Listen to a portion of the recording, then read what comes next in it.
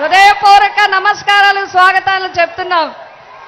నేను సార్ని ఒక్క మాట అడిగాను, ఇందాక అక్క చెల్లెమ్మలకి ఒక మాట చెప్తా ఉన్నాను. నేను ఒకే ఒక్క మాట సార్ అడిగాను. సార్ నాకు పర్మిషన్ ఇచ్చారు. సార్ అక్క చెల్లెమ్మల అందరికి మీ అందరికీ నేను చెప్పేది ఒక్కటే, నేను పిఠాపురం నియోజకవర్గంలో పుట్టలేదు. నన్ను అవహేళన చేస్తున్నారు, నన్ను అవమానిస్తున్నారు, నన్ను మీకు దూరం చేస్తున్నారు. నేను ఇదే చెప్తున్నాను, నా కుటుంబ సభ్యులు నేను క్షమించమని అడుగుతున్నాను. నా పిఠాపురమే నా కుటుంబం అని, నా మాటే శాసనం. నా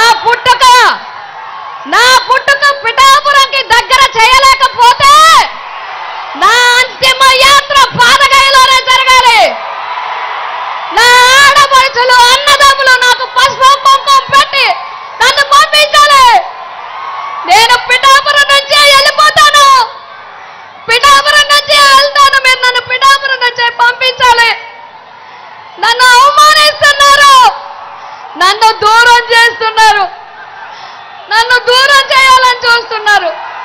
నేను వెళ్ళను, ఇక్కడి నుంచే వెళ్తా. ఇప్పటి నుంచి ఇంకా పిఠాపురం వదిలిపెట్టను. మిమ్మల్ని చెంగు చాచి అడుగుతున్నా, ఈ ఒక్క అవకాశం నాకు ఇవ్వండి. నా బిడ్డ సాక్షిగా నియోజకవర్గాన్ని అభివృద్ధి చేసి చూపిస్తాను. ఆ కుక్కుటేశ్వర స్వామి రాజేశ్వరి మాత అనుగ్రహం ఉంటే మళ్ళీ ఇక్కడే పుడతాను, మళ్ళీ పిఠాపురంలోనే పుడతాను.